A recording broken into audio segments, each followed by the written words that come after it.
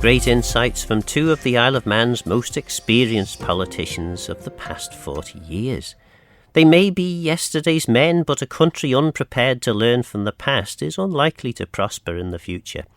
In the second part of tonight's agenda, Joney, Faragher and Sarah Maltby talk about the Manx Labour Party and the historic election result in terms of women's representation in the House of Keys. Not quite MHKs yet, but almost. How does it feel? Oh, wow. I mean, it just feels incredible. We've got a strong mandate. There's 10 women elected to our parliament this time around. It really is. I mean, it's a great feeling, but you also feel that sense of responsibility because people have put their faith in you, and now we've got to earn that faith. Yeah, absolutely. It's a great honour to be elected. It's something that we've talked about for a long time doing, and now that we've actually in this position, it just feels amazing. I mean, there's a lot of work to be done, but we're ready to hit the ground running. Yeah, so Manx Labour was formed in 1918. Since it was formed, it's been continuously represented in Tynwald right up until David Cretney stepped down from the Legislative Council. So although it's not been, it's just over a year? Yeah, 18 months. Yeah, so. 18 months without it being represented in Tynwald, but now we're back. Yeah, we're back. We're bells on. Yes, no, that's good. And of course, one of the most fantastic results over the course of the last 24 hours was 10 women in the House of Keys. Well, I think it definitely will have a big impact. First of all, it is momentous. It really is an historic occasion. In two constituencies, for the first time ever, we have elected 2 female MHKs, and that's a double whammy. Yeah. You know, both Sarah and I are in those constituencies, and that is really, really historic. And it feels like we've been part of Manx history, and that is incredible. But yeah, I mean, 40%, just over 40% of our parliament is now females, and that is a really, really high gender representation number. I think probably the highest across the British Isles. So go Isle of Man. Yeah, amazing. absolutely. Yeah. I mean, especially at the Isle, obviously Manx Labour Party social history is very important to us. So it feels like we've really made our stamp on it, and I just couldn't be any prouder really of the Isle of Man, of the residents of the Isle of Man for going out and voting on Thursday. Thank you. The Manx Labour Party, over its long, over 100-year history, has stood up for working people. Absolutely. I mean, and that's it. That is what drives both Sarah and I. I would not have been standing if it wasn't for the fact that I have got a burning passion to make things better for most people on the Isle of Man, for the ordinary people, for the vast majority of us. You know, we've seen a lot of changes in our way of life, and I think that there is discontent out there, and I think that is reflected in the results this time around. And how does that disconnect represent itself? I mean, what were the key issues, do you think, that people are most concerned about? Well, as we've just been talking about, lots of people brought up on the doorstep that they wanted to see more women in our parliament, and I genuinely think that there is a sense of sadness, but also anger that we didn't have any females in Comyn over the last administration. And, you know, people did discuss that with me, and it wasn't only women. There were lots of men saying that they wanted to see more females, and absolutely that's been reflected in this result. We're not just there just to make up the numbers. You know, we're there to really contribute and to really formulate some really good policy. So yeah, this isn't just a numbers exercise or, you know, like tick the box.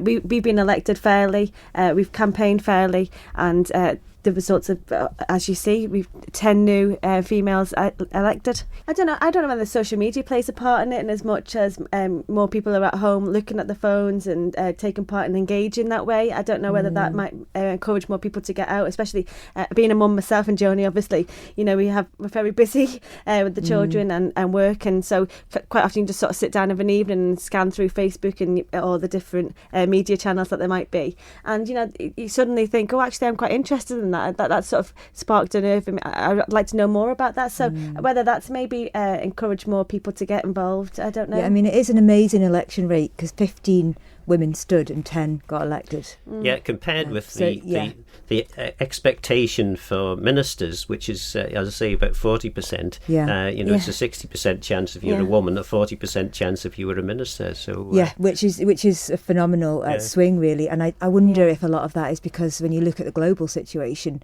women in power have done really, really well over the last few years, and whether people are starting to translate that into, well, maybe we can actually there are emulate that. Great examples, particularly of small nations with women leaders who've done a brilliant job. Absolutely. On that subject, then, women leaders, are we going to have a woman as the chief minister, a woman in the Speaker's chair? How many women do you think we'll have in the Council of Ministers? Well, it's long overdue having a female chief minister. Long overdue. So, I'd love to see that, but I don't know who's going to put their name forward, and we can't kind of preempt that at this point, sadly. But I think that it will be very, very noticeable, and will make people very upset if there aren't a number of female ministers, and if the vote isn't fairly reflected in our composition of our parliament. And what does need to change? Because, I mean, again, you don't have radical elections like we've just had if there's not a reason for it. So what do you think, assuming this is a desirable thing, how do we get back to a more stable system where people actually start to feel that they can believe in their Keys representatives and believe in the government again? I think the first thing is that people need to feel like the government are actually understanding what their lives are like. That was a big issue on the doorstep, Sarah. Absolutely. The same. Absolutely. Being relatable. I mean, we spent a lot of time canvassing and talking to people, and it's the most important thing you can do. I think people just related to us because we're just normal people that were going out there and had the same issues that they have. So I think that is the first thing, that people need to feel like there is a genuine connection between themselves and government. So I empathise. It's not just. Doesn't just sound good, it's not for a sound bite. We're saying things because we mean it, and we really do care, and we are compassionate, and I hope that shows. What are the things that you are hoping to have delivered over the next 5 years? Well, I mean, the biggest one, I guess, would be it's between two. One of our big ones as an actual party will be bringing that level of inequality closer, bringing the divide between the top 1% and the people who are living currently in poverty, lifting their quality of life and reducing our inequalities in our society. That's going to be our overarching aim, obviously. But one of the big issues specifically, I think, is going to be the climate crisis and how we actually deliver that in a fair manner to everybody. Obviously, the last government declared the climate crisis and then had 3 consultations. Are you expecting something more than that from the next 5 years, Sarah? Yeah, I think we've had enough reports and recommendations given to us now, and I'd like to really see some positive changes happening there, rather than just continuously talking about it or pushing them back or changing the goalposts all the time. We've got the recommendations, we've got what we need to do. Let's just get on and do it. And I heard an awful lot of the sitting candidates at the Manx radio election meetings sort of introducing a note of caution, and of course we've got to be very careful that we're not early adopters and then find we've wasted a lot of money on this or wasted money on that, and yet there are obvious things. I mean, the insulation of homes, there's no question that is a good thing. Would that be I just want to say, if we wouldn't be early adopters in the slightest bit if we started now, we would be actually fairly late to the game. So there's no question of us being early adopters and losing out because of that. That is just not an issue. We are behind, and we need to actually get ourselves back up to speed. And there's a blueprint for us to do this. Professor Curran, at great expense of the taxpayer, has produced his impact report, and it is a good report, and we need to follow that and use it because it's good, and it tells us what we should be doing. We've got the answers there. No need for any more consultations. But that goes with social care as well. Like, we are so behind on so many different things. So it would be, the two do go hand in hand with each other.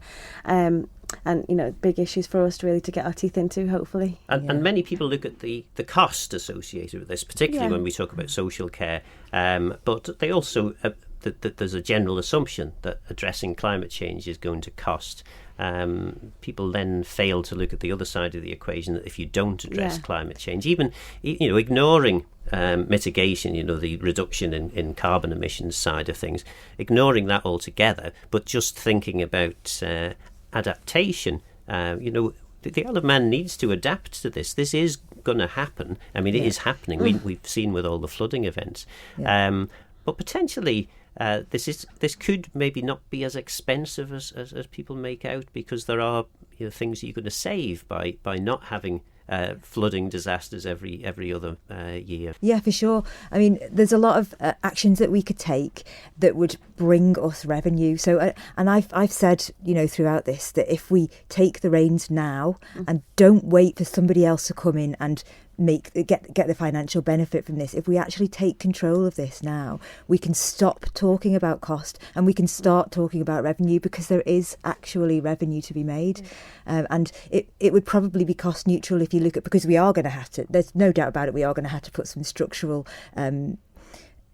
changes in place that will be costly.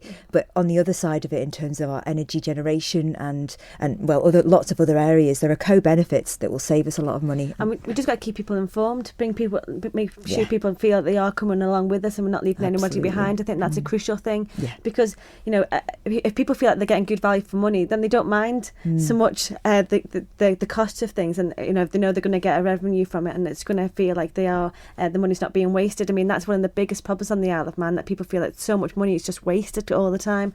So if we keep people informed, bring people along with us, then hopefully that kind of stops and brings back what your earlier question about bringing trust back, the faith back into the system, because at the moment it has been lost. And sadly we did encounter people who said, well, I'm just not going to vote because what's the point, and I know that happens and it will happen forever, but it's quite disheartening when you stood there and you're thinking, but this could be the change. I'd really like to be able to take you with me. I don't want to leave you behind. And I always felt it a challenge when you were on the doorstep and someone said, there's no point in voting. And I always wanted to argue the toss with them. Well, I did have a couple of people say, I would never vote. Oh, no, thank you. And I just slide a manifesto in, just like, you never know.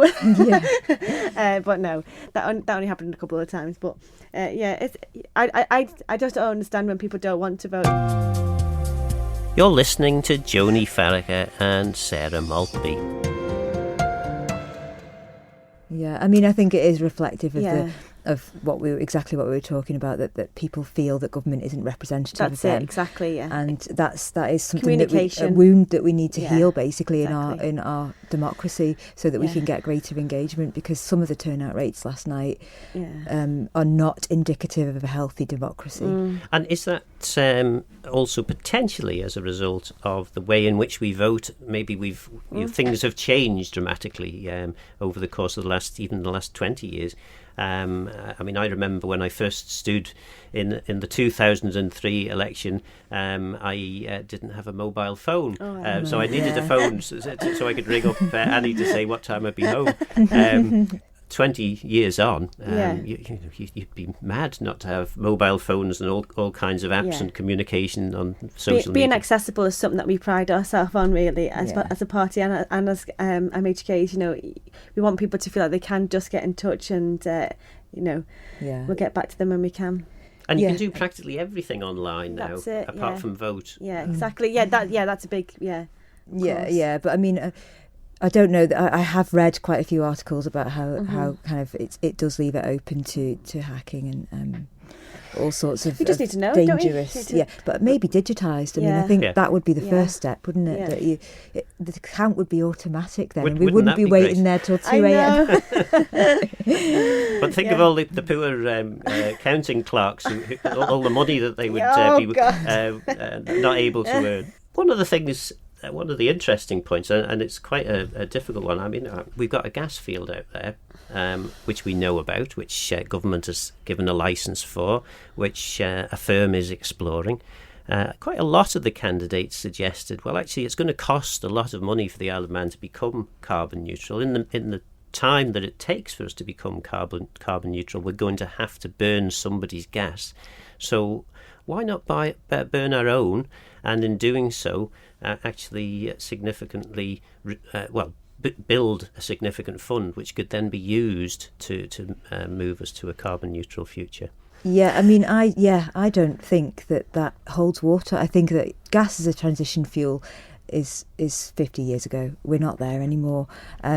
I don't think that there is I don't think we are going to be burning that amount of gas in the meantime as a transition fuel, and it lets us off the hook with the changes that we need to make. We need to have that sense of urgency in the changes that we need to make in terms of greening our infrastructure in terms of energy generation, and that's not going to happen if we're exploiting a gas reserve.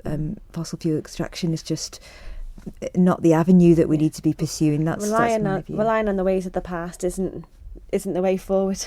Yeah. But how would you respond? I mean, there's quite a strong motorsports fraternity on the Isle of Man. There's certainly a fair move just before the election from, was it the Association of Motorists or Motorsports Clubs or whatever, strongly suggesting that motorists are being threatened by active travel policies and things like this. I mean, whether or not you agree that is the case, how do you actually deal with that quite significant number of people on the island who are concerned that there's an agenda being done to them, which is not an agenda they're comfortable with?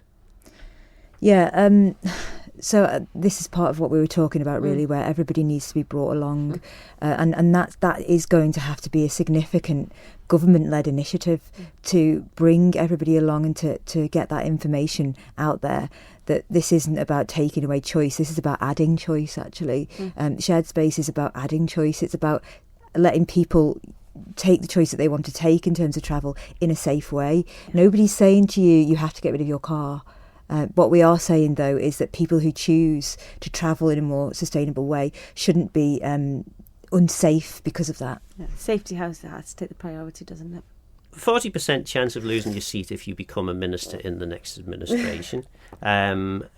You've both topped the poll. There's a fair to middling argument that would go, actually, the people with the most popular vote should be in positions of power. But you barely get. Well, I mean, there's a £5,000 bonus for becoming a minister, at £5,000 a year. But actually, you're going to get a fair amount of money by just sitting on the back benches and scrutinising and throwing a few questions in at Tynwald Keys. Where's the incentive for anybody to want to actually actively engage and be part of a government? There isn't one. That is the bottom line, Phil. There is not an incentive at this point, is there? I think that we are going to have to be really, really honest with the people of the Isle of Man, in that we have been left with a mess.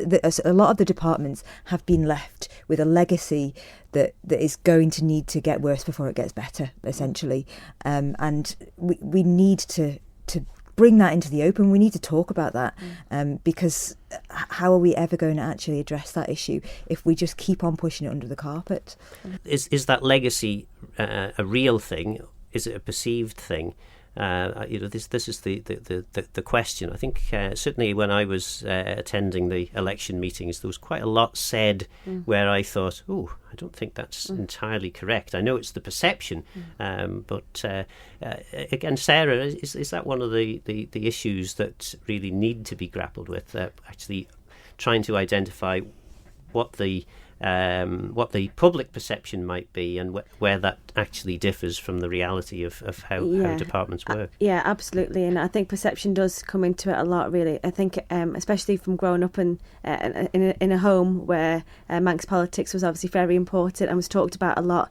You know it's not a 9 to 5 job, it is a 24/7 job. You don't enter into this world and believe that it's going to be that that it's all cutting ribbons and tea dances. It's not that at all. It's and that's why people put themselves up, and it is a long slog. So you look at people today, and they're all weary-eyed and they look tired, because you really do throw everything into this to be able to represent the constituency that you really do feel so passionately about. So I do think there's a massive perception that see you every 5 years, but no, but it goes back to the open communication, doesn't it, and the talking and being accessible and including more people in discussions, and hopefully that helps. I mean, I'm obviously working in a school as well, so I'm obviously very keen to get out. I mean, we've seen a lot of the different social media things that we're trying to encourage us to answer questions and engage with us. And as a party, we've obviously tried to engage with a lot of people over the last. I mean, I've been in the Manx Labour Party 10 years,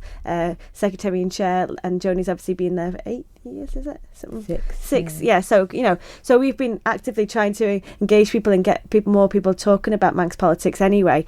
So we've kind of already had like a bit of an insight into actually how difficult some of the decisions are that our government does make, and our MHKs, and we've been lobbying and trying to be able to do what we can. So we've already kind of had a bit of a taster of it, and now we're obviously going to have a go at ourselves. Yeah. Well, we talked earlier in the programme with Tony Brown and Alan Bell about inexperience in Keys. And Alan was sort of suggesting that actually that could be a problem. On the other hand, it could be an advantage, because sometimes if you are to... In fact, I'll give you an anecdote. I was sat at a dinner on one occasion with a deputy speaker of the Dáil, the Irish Parliament, and I was talking about, I think I'd been elected a few years, and I was desperately keen. I wanted to reform this, and I wanted to sort that out. And I said, yeah, but I need some experience. Before I get some experience, I don't really understand how the thing works. And immediately this fella, quite an ageing fella, sort of pointed at me and said, no, young man, you need to do it now, while you don't understand fully how it works, while you are not comfortable with it. So do you think possibly then the lack of political experience, the lack of understanding about how the current system works, may actually prove to be an advantage? I think it's all about balance, isn't it? Because, a fresh pair of eyes on a problem or an issue or is always beneficial, but as is an experienced pair of eyes. And I think it's all about having that balance in there, which this Parliament has, which this government has. I do think you do need both, though. It's always good to have a fresh perspective. And sometimes you don't have quite as many maybe pulls on you as somebody who's been in politics for many years. So you're more able to see something, with a lot of perspicacity, see all the layers of it quite clearly, instead of being clouded by previous decisions that you were a part of in regards to it. So fresh eyes are always good, but we need the experience too. And of course, one of the other things that you'll find, I imagine you'll find, is that people newly elected want to throw themselves into sorting all kinds of problems out. You do that with alacrity. And the next thing you find is you haven't got time to pursue your own agenda, because you're so busy being engaged with all the various aspects of government or parliament or scrutiny that actually your agenda starts to disappear down your list. And then you get to the election in 5 years' time and think, oh, gosh. So how are you going to avoid doing that? Or are you going to even try? Yeah, well, it's going to have to be on a priority basis. And you're absolutely... I've been thinking about this as well, Phil, to be honest. We're obviously both aware now that faith has been placed in us based upon what people have read in our manifestos and the conversations that we've had on the doorstep. So those policies and that ethos is popular. The people have said this is what we want in our parliament. So we are going to have to work upon delivering what's in our manifestos, and that's going to have to kind of take priority. And that's what's so good about being together, really, doing this together, because it's we can help each other and guide each other as well, and support each other, because there's going to be some definite challenges for some of the legislation that we'd like to see changed, and policies that we'd like to be brought onto the table, and we've now got that backing of each other there to be able to make these changes, hopefully. And so far, you are the largest grouping in in the current House of Keys. Yeah, that's right. Yeah. And obviously we've got representatives in council as well. Just need Legco now. That was the Manx Labour Party's newly elected MHKs Joney, Faragher and Sarah Maltby.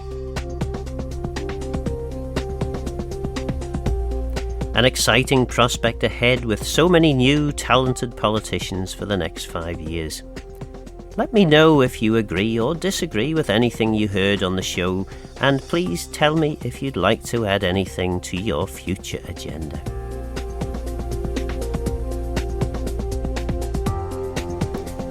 That's all from Agenda Tonight. I'm Phil Gawne. Guramayu. Thanks for listening.